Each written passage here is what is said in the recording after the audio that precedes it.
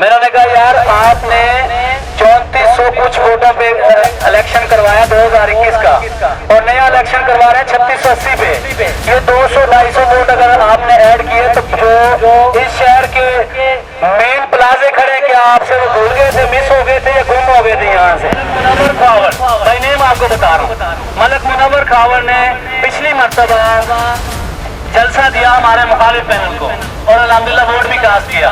उसके बाकी जो उनके दोस्त थे, जो उनके भाई थे, ताजरान थे उनके, उन्होंने भी वोट कास्ट किया। इस दफा उन्होंने जलसा दिया हमें और वोट की उनका जो वोट का हक था उससे उन्हें महरूम कर दिया गया। उनका वोट सिरे से है ही वादा किया गया कि इलेक्शन डे पे अमला बाहर से होगा, एक बंदा भी इलेक्शन बोर्ड का मेंबर भी नहीं होगा और शहर से भी नहीं होगा। ठीक हो गया सर। जब इलेक्शन डे आया तो अमले पे माशाल्लाह जो यंग ताजर इत्तेहाद का नुमाइंदा था सबसे आगे वो बैठा था और उसकी टेबल पे दूसरा उसका रिश्तेदार बैठा हुआ था। सबको पता है कौन था। डिसाइड हुआ था कि कोई भी वोटर असल शनाख्ती कार्ड, मगर मैं आपको सबूत देता हूँ कि बगैर शनाख्ती कार्ड के कितने वोट भुगते और एक ही शनाख्ती कार्ड पे कितने वोट। इलेक्शन बोर्ड के चेयरमैन साहब से ये है कि आपने जो वोटर पर्चियां जो आपने प्रिंट करवाई थी उन पे आपने सीरियल नंबर सीधे से लगाया ही नहीं है। कैसे? अगर दोबारा गिनती कराने की कोई बंदा दरखास्त दे तो वो कैसे चेक करेगा कि इसमें से कितने वोट निकल गए, कितने नए डाल दिए गए? मेरा ये सवाल। चेयरमैन साहब ने उस दिन अपने स्पीच में ही बताया कि हमारे पास सारी वीडियो मौजूद है और बड़ी हैवी किस्म की हार्ड डिस्क में, बल्कि उन्होंने हमारा तमस्सर भी उड़ाया कि वो पुराने कैमरे नहीं है जिनमें फिल्में नहीं होती थी और तस्वीरें बन जाती थी। तो हमने बड़ी हैवी डिस्क लगाई हुई है और हमारे पास मौजूद है। तो उसमें आप बखूबी देख सकेंगे सब मेरे मीडिया के दोस्त कि जब काउंटिंग हुई तो हमारे पोलिंग एजेंट्स को कहाँ बिठाया गया, वोटों की गिनती किस अंदाज में हुई, किस अंदाज से उनको वोटों की छांटी की गई, ये सब चीजें आप उसमें देख सकते हैं। मजबूती का जब रिजल्ट मुरतब किया गया तो वोट बढ़ गए, कास्टिंग से वोट रिजल्ट में बढ़ गए। हमारा यानी रिजल्ट कार्ड भी तैयार हो गया। रिजल्ट कार्ड तैयार होने के बाद किसी बंदे का ध्यान गया, उसने कहा ये तो वोट बढ़ गई थी, कास्टिंग तो कम थी, रिजल्ट आपने ज्यादा दे दिया। तो 1 सेकंड के अंदर उस पर्ची को फाड़ दिया गया। मैंने अपनी एप्लीकेशन लिखी, मेरे पास ये मोबाइल में सारा रिकॉर्ड मौजूद है, जो दोस्त लेना चाहे मैं दे दूंगा, स्क्रीनशॉट मौजूद है। मैंने सुबह 11:30 से लेके रात को 8:30 बजे तक चेयरमैन साहब को हर 5 मिनट बाद, 10 मिनट बाद, आधे घंटे बाद कॉल की, मेरा फोन रिसीव नहीं हुआ। 8:30 बजे मेरी कॉल रिसीव हुई। मुझे चेयरमैन साहब ने फरमाया कि भाई मेरा अपना एक तरीकाकार है, वो अपना कॉलें रिसीव करने का एक अपना टाइम टेबल है। मेरे जिले अमीर भी मेरे से इस बात से नाराज होते हैं कि मैं कॉलें नहीं उठाता हूँ, तो मेरा एक अपना टाइम टेबल है। अलबरका उर्दू की वीडियोस देखने के लिए हमारा चैनल सब्सक्राइब कीजिए और बेल आइकॉन को क्लिक कीजिए ताकि आप हमारी आने वाली वीडियोस से बाखबर रह सकें। जहमत उठानी पड़ी, उसके लिए भी माजरत ख्वाह। आज आप लोगों को तकलीफ देने का मकसद इलेक्शन 2024, ताजर इलेक्शन 2024 के हवाले से जो भी कारगुजारी इलेक्शन से पहले की, इलेक्शन डे की और इलेक्शन के बाद की, ये चीज़ें आप लोगों से डिस्कस करनी है। भाई खुदाबख्श पहले जिक्र कर चुके हैं कि एसी साहब और डीसी साहब और दूसरे जो भी फोरम थे वहाँ पे दरख्वास्त गुजारी भाई खुदाबख्श साहब कर चुके हैं, मगर अभी तक कोई ख़ास खातिर खा कोई भी उस पर अमल दरामद नहीं हुआ। तो आप लोग मीडिया पर्सन जो हैं इस शहर के मेन स्टेक होल्डर हैं और आप लोगों का किरदार किसी से ढका छुपा नहीं है। जहां बुराई हो आप बुराई के खिलाफ भी अपने जानों की परवाह किए बगैर डट जाते हैं और जहां किसी की हक तलफी हो रही हो तो आप वहां भी अपनी जानों की परवाह किए बगैर डट जाते हैं। मैं इसको अप्रिशिएट भी करूंगा और आज अपने तमाम मसाइल बड़े डीपली आप लोगों से डिस्कस करना चाहता हूँ। पेशगी आपसे माजरत भी करूंगा कि मैं ज़रा टाइम आपका ज़्यादा लूँगा, तो उसके लिए माजरत है। मेरी रिक्वेस्ट सिर्फ इतनी है कि इलेक्शन 2021 हुआ, इलेक्शन 2021 में 3 पैनल्स ने कागजात जमा करवाए, मगर आखिरी 2 या 3 दिन पहले किसी के सदर को खरीद लिया गया, किसी के जनरल सेक्रेटरी को अपने तरफ माइल करके भगा दिया गया। बिला आखिर इलेक्शन बिला मुकाबला वाला ही हुआ, आप लोग इसके गवाह हैं। इलेक्शन 2024 हुआ, उससे पहले 3 साल की कारकर्दगी ताजरान के हवाले से आपको पता है कि कितने के शहर में ताजरान की फलाह के लिए, ताजरान के मसाइल को हल करने के लिए क्या कुछ किया गया, आपको बेहतर पता है इस चीज का, मुझे बताने की जरूरत नहीं है। 2024 इलेक्शन का ऐलान हुआ, भला आप लोग हर अच्छे बुरे के बारे में, शहर के हर बंदे के बारे में बखूबी जानते हैं। जिन चीजों का हमें नहीं पता होता आपको पता होता।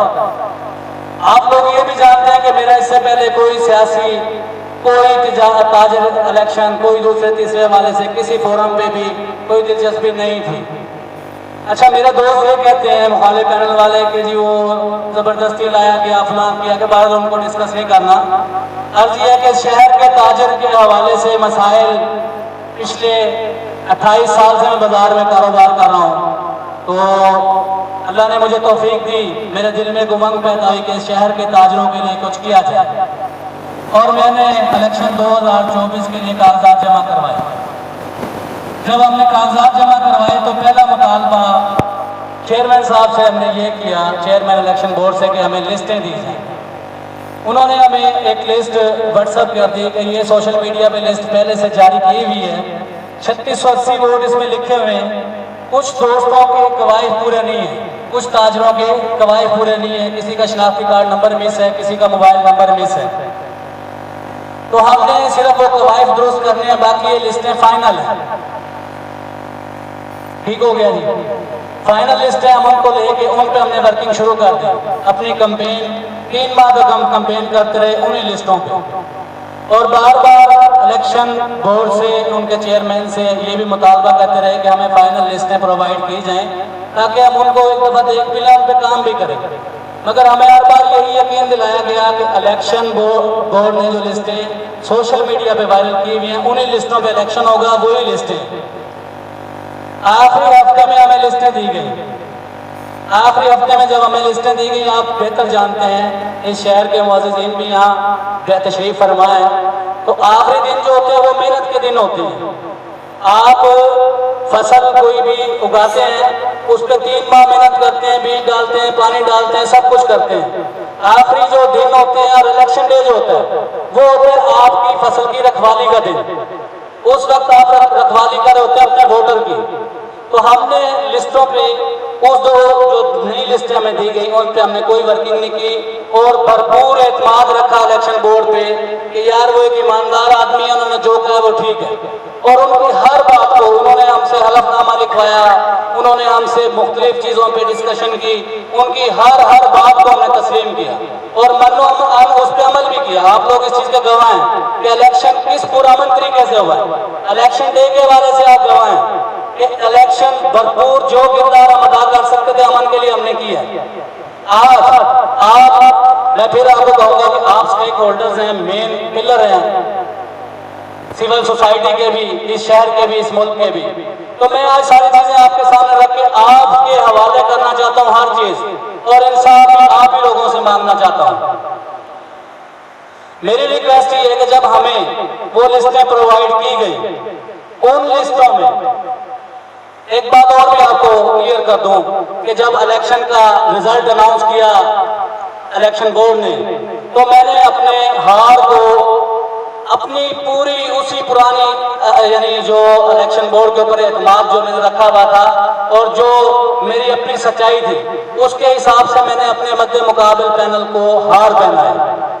और उन हार पहनाने का, इज्जत देने का रिजल्ट मुझे ये मिला कि अगले दिन उन्होंने मुझे चैलेंज कर दिया। और इलेक्शन बोर्ड के चेयरमैन साहब ने उसी तकरीब में ये कहा कि कुछ दोस्त कह रहे हैं काउंटिंग के हवाले से, तो अगर वो काउंटिंग करवाना चाहते हैं तो बखूबी करवाएं, बखुशी करवाएं, मगर रियाजी अगर वही है तो रियाजी वही रहेगी, काउंटिंग वही रहेगी। बात समझ रहे हैं? इलेक्शन बोर्ड के चेयरमैन हमारे भी चेयरमैन है, आपके भी हैं। इस शहर के 4000 ताजिर का एतमाद हमके ऊपर। अगर वो किसी एक पैनल की, हाँ मैं वो मैं हूँ या दूसरा पैनल हो, अगर उसकी तरफदारी करते हुए ये कहे कि रियाजी अगर वही रही तो फिर काउंटिंग भी यही रहेगी। तो मेरा ख्याल है बिल्कुल गैर मुनासिब है। आज ये जो आप लोगों को तकलीफ दी है उसी के तनाजुर में ये सब बातें मैं कर रहा हूँ और उसी के तनाजुर में ये प्रेस कॉन्फ्रेंस का इसका इनेकाद किया गया। अल्हम्दुलिल्लाह 1400 वोटर, 1400 ताजिर बकौल इलेक्शन बोर्ड के जिन्होंने मेरे ऊपर एतमाद किया, मैं उन ताजरों की, उन भाइयों की मोहब्बतों का मकरूज हूँ, मकरूज रहूंगा। और मैं ये समझता हूँ कि मेरा फर्ज बनता है कि अगर मेरे ताजर भाइयों ने, इस शहर के लोगों ने मेरे ऊपर एतमाद किया है, मुझे इज्जत दी है, मोहब्बत दी है, तो मैं भी उनको लावारिस न छोड़ूं, मैं भी उनको लावारिस न छोड़ूं।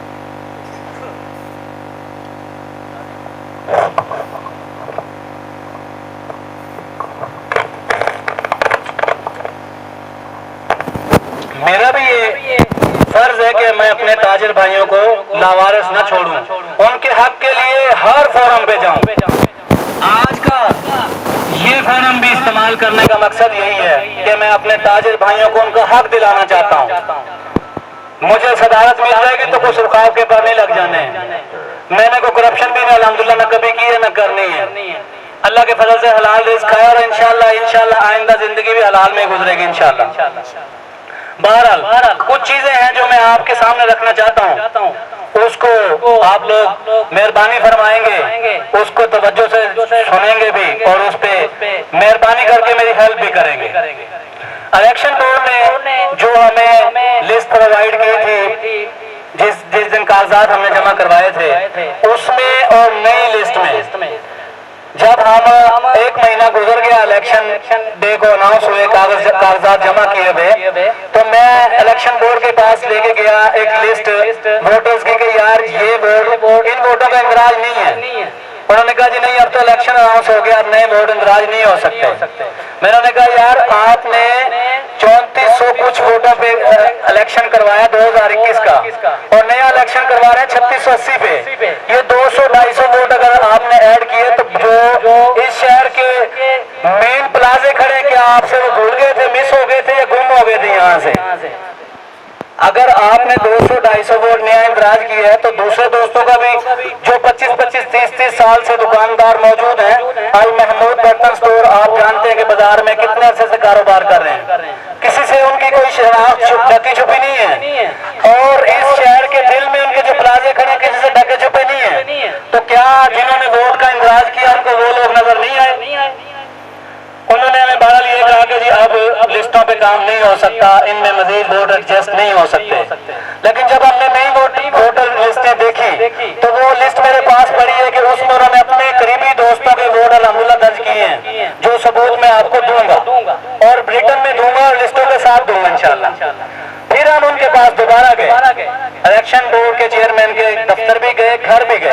उन्हें हमने कहा कि यार चलें, आप नए वोट्स का इंदराज तो नहीं करते, मगर जो वोटर दुकानें छोड़ गए हैं, जो कारोबार छोड़ गए हैं लोग, या जो कारोबारी है ही नहीं, ताजिर है ही नहीं, गैर ताजिर है, कोई किसी घरेलू मुलाजिम है, कोई किसी मस्जिद का इमाम है, कोई किसी मस्जिद का अपना खादिम है और कोई अपना सरकारी मुलाजिम है, तो आप मेहरबानी करें वो वोट इन लिस्टों में से निकालें। उनका तो हक ही नहीं है, ये ताजिरों का हक है, ताजिरों को अपना हक इस्तेमाल करने का मौका दिया जाए, ना कि हर बंदे को। अगर उनको आपने वोट का हक देना है तो उनको आप हक दें आम बीडी इलेक्शन में या MNMP के इलेक्शन में।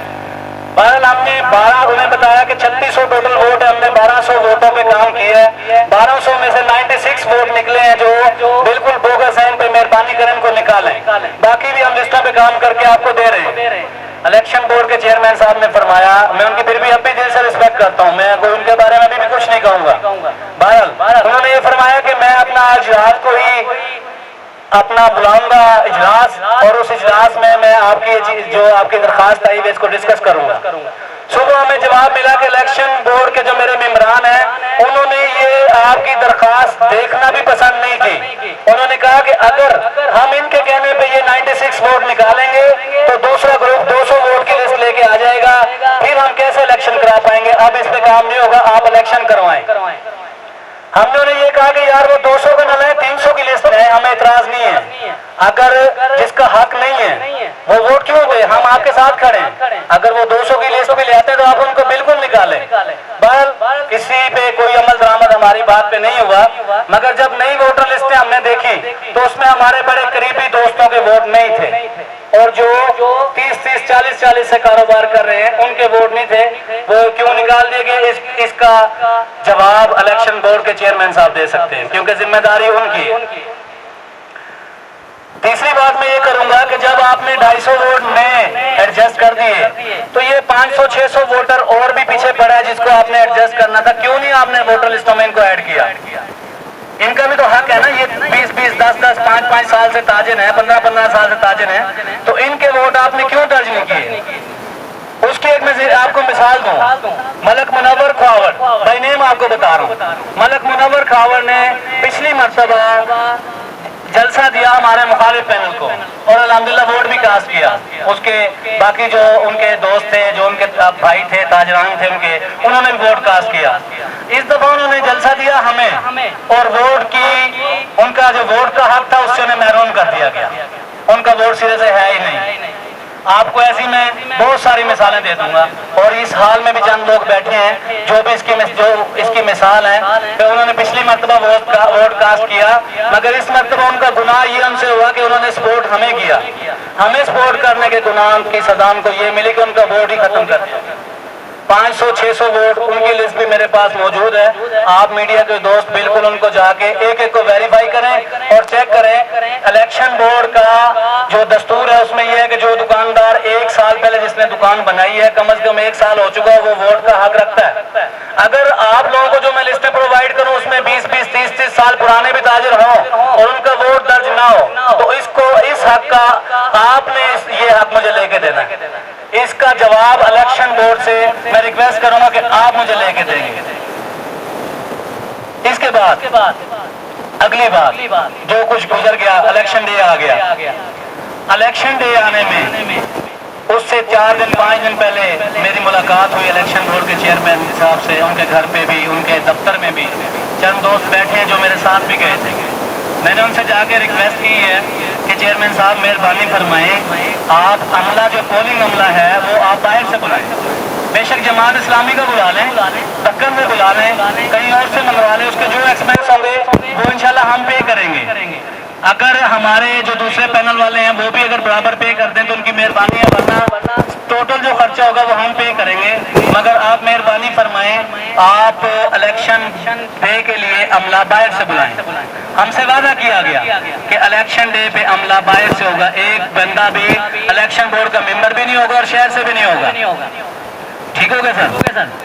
जब अमले की बात हो गई सारी, हम उनसे मुतमईन हो गए। उन्होंने हमें इस तक यकीन दिलाया कि मेरे बोर्ड के किसी बंदे को नहीं पता है कि मेरी प्रिंटिंग कहाँ से हो रही है, अमला कौन कौन आएगा, कौन कौन प्रेजाइडिंग होगा, क्या होगा। ये उन्होंने मुझे यकीन दिलाया कि कोई बंदा मेरे बोर्ड का मेंबर भी नहीं बता सकता कि कौन कहाँ से क्या होगा।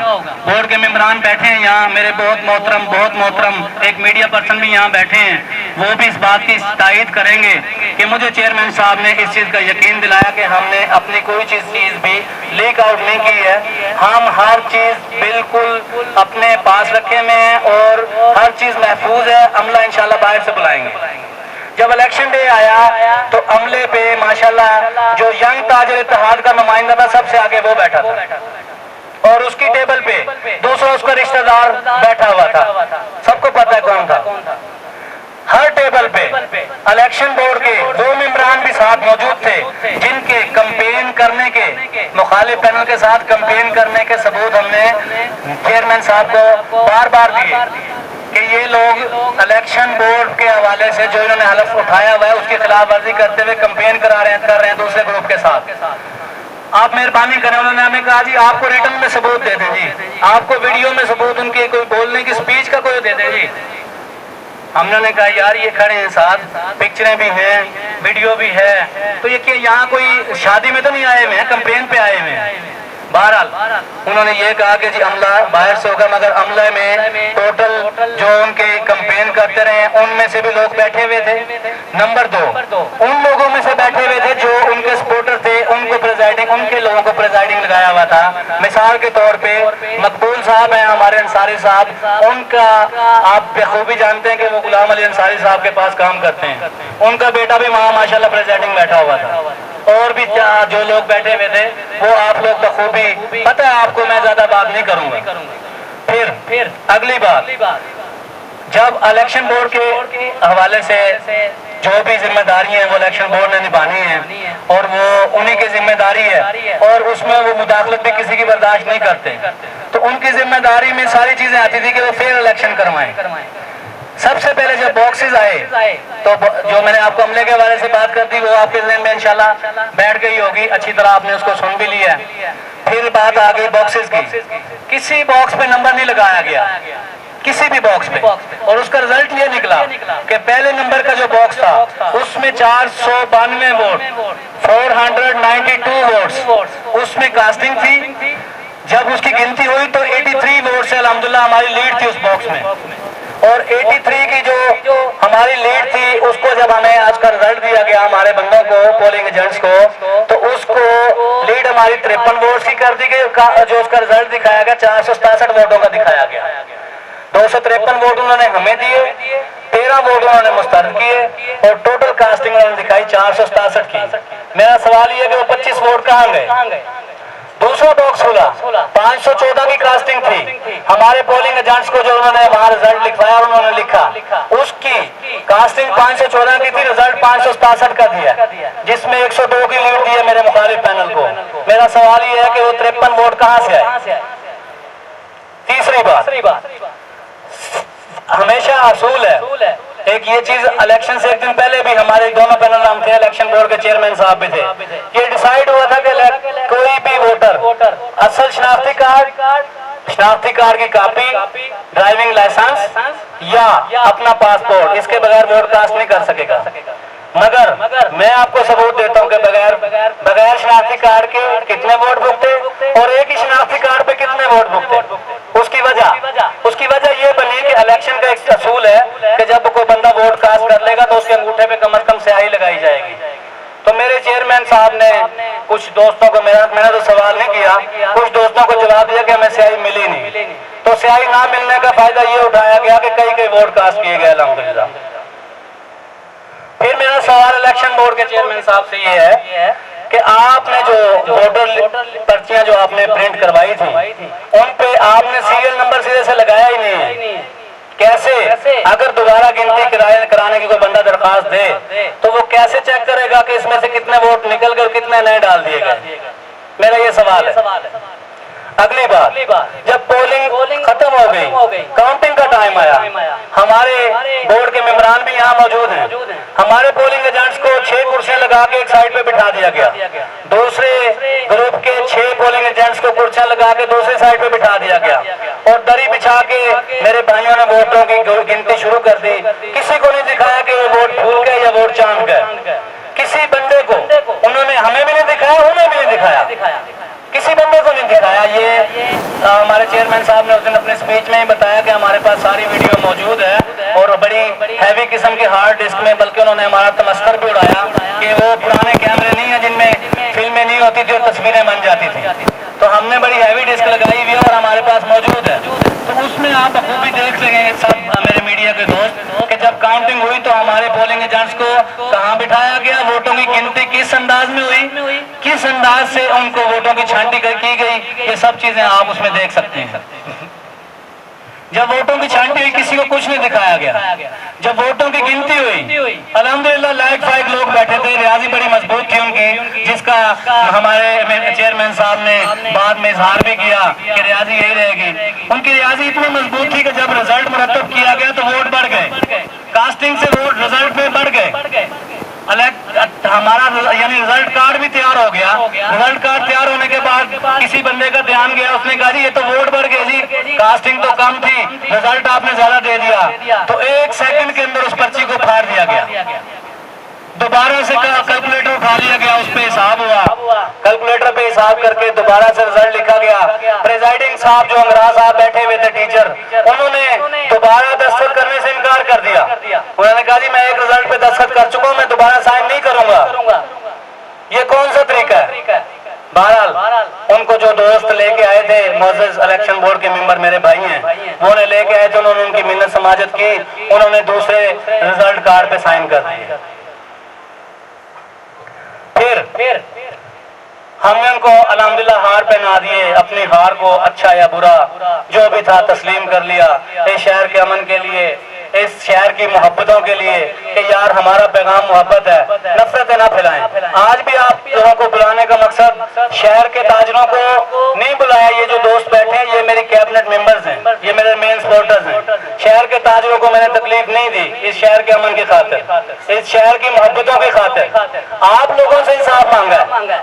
ताजरान अपने भाइयों से, अपने सपोर्टरों से, अपने किसी दूसरे बंदे से मैंने नहीं मांगा, बिल्कुल भी आप लोगों से मैंने इंसाफ मांगा, मीडिया पर्सन से। आप जो मीडिया पर्सन आए हैं आपसे इंसाफ मांगा। इन दोस्तों को बुलाने का मकसद भी मैं आपको आखिर में बताऊंगा कि इन दोस्तों को क्यों बुलाया। अगले दिन जब मैं अपने पोलिंग एजेंट्स को मिला, आपको पता है रिजल्ट अनाउंस हुआ, उसके बाद 10 साढ़े 10 बजे तक हार पहनाए जाते रहे, सारा कुछ हुआ। तो मेरे कुछ बाहर से दोस्त भी आए हुए थे, कुछ अंजुमन ताजरान मुल्तान के दोस्त आए हुए थे और लोग थे। तो मैं अपने दोस्तों में के साथ बिजी हो गया, खाना वाना खिलाया उनको। तो सुबह जब मेरी अपने पोलिंग एजेंट से और अपने दूसरे दीगर दोस्तों से मुलाकात हुई तो उन्होंने मेरे आगे रखा कि ये कुछ हुआ है जी मां। मैं ये सारी चीज सुन के मैंने रात को नवीद हसन भाई को फोन किया कि भाईजान हमारे साथ कुछ मसाइल हैं जो मैं आपसे डिस्कस करना चाहता हूँ, काइंडली मुझे टाइम दें। उन्होंने मुझे सुबह 8:30 बजे का टाइम दिया। 8:30 बजे मैं दार अरकम स्कूल चला गया। 8:30 बजे से 11:30 बजे तक मैंने यही चीजें उनके आगे रखी जो आपके आगे रखी।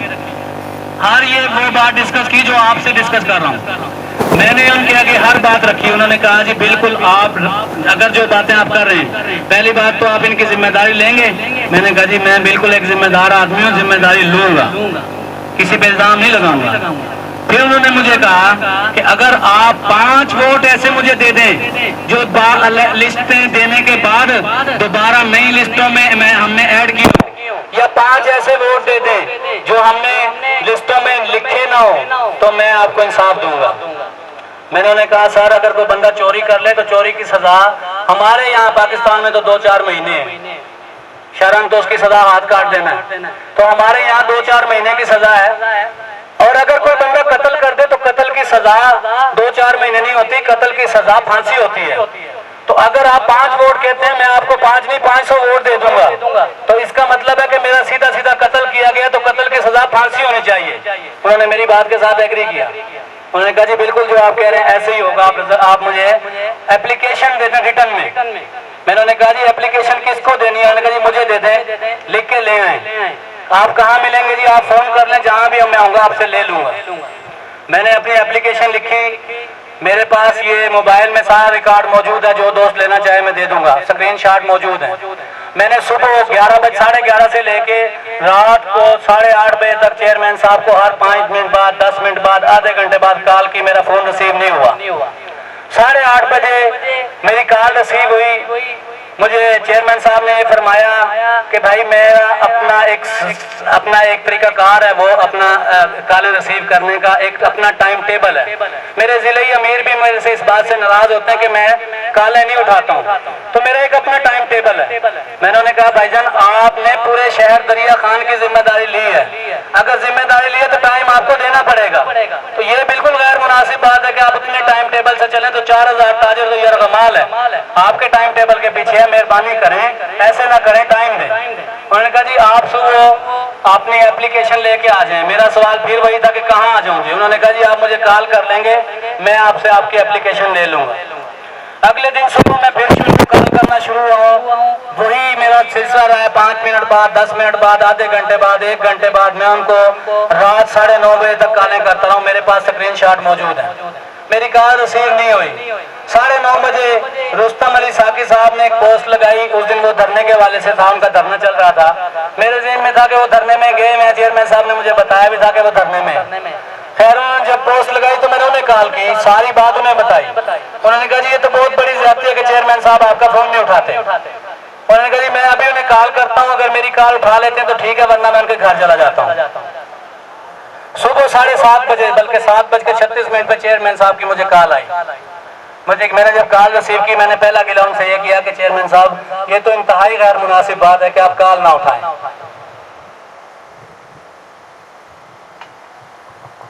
इंतहाई गैर मुनासिब बात है ये कि आप कॉल ना उठाएं।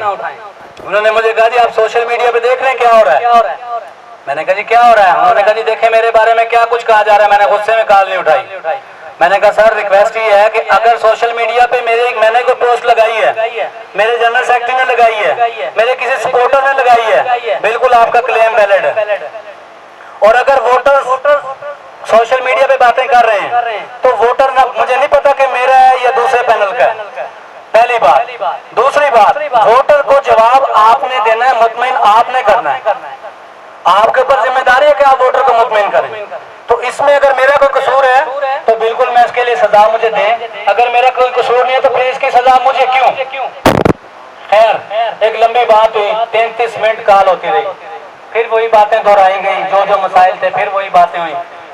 3 चीजों पे हमारा फाइनल हुआ चेयरमैन साहब से कि एक, लिस्टों पे चेयरमैन साहब खुद काम करेंगे।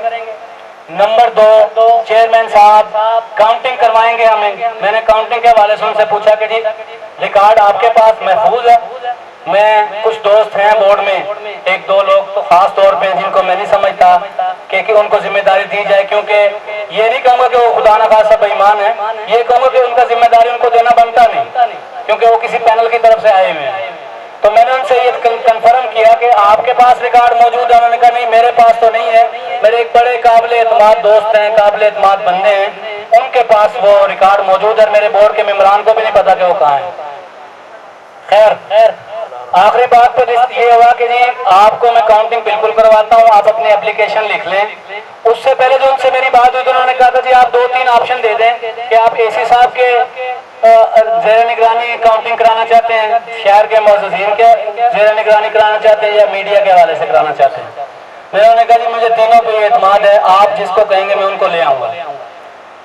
जब तीसरे दिन मेरी उनकी बात हुई तो उन्होंने कहा नहीं जी अब ये ऑप्शन नहीं होगा, मैं इलेक्शन जो असल इलेक्शन कमीशन है बखर में उनसे एसओपी मालूम करूंगा, फिर उसके मुताबिक आपकी काउंटिंग कराई जाएगी। मैंने कहा जी उसके लिए कितना टाइम दरकार होगा। 3 दिन तो पहले गुजर चुके हैं, कल आप कह देंगे जी काउंटिंग का टाइम 3 दिन होता है या 5 दिन होता है या 8 दिन होता है। उन्होंने कहा नहीं ऐसी कोई बात नहीं है, मैं तो अभी 5 मिनट में उनसे पूछ के आपको बता दूंगा। मैंने कहा जी अब ये जिम्मेदारी आपकी होगी, आपने मुझे कॉल करनी है इस बात के, यानी अल्हम्दुलिल्लाह सबूत भी मौजूद हैं। मैंने कहा जी अब आपकी जिम्मेदारी आप 5 दिन में बता दें, 5 मिनट में बता दें। सिर्फ एक चीज नहीं सुनूंगा, आप ये नहीं कहेंगे कि अब टाइम गुजर गया। अब आपने मुझे कॉल करनी और मैं आप एप्लीकेशन लेके हाजिर हो जाऊंगा। आपने धरने पे भी जाना है तो मेहरबानी करेंगे मेरा काम क्लियर करके फिर धरने पे जाएंगे। तो वो 5 मिनट इलेक्शन बोर्ड के चेयरमैन साहब के अब तक नहीं हुए, अभी तक उन्होंने मुझे इस हवाले से कॉल नहीं की। इसके 8 दिन बाद जुमे वाले दिन रात के 9:30 बजे रुस्तम अली साकी साहब ने एक पोस्ट लगाई कि अगर किसी पैनल को कोई तहफ़्फ़ुज़ात हैं तो वो रिटर्न में हमें एप्लीकेशन दे सकते हैं। ठीक है सर, मैं अपने इलेक्शन बोर्ड का आज भी मुंतज़िर हूं कि कब मुझे कॉल करें और मुझे काउंटिंग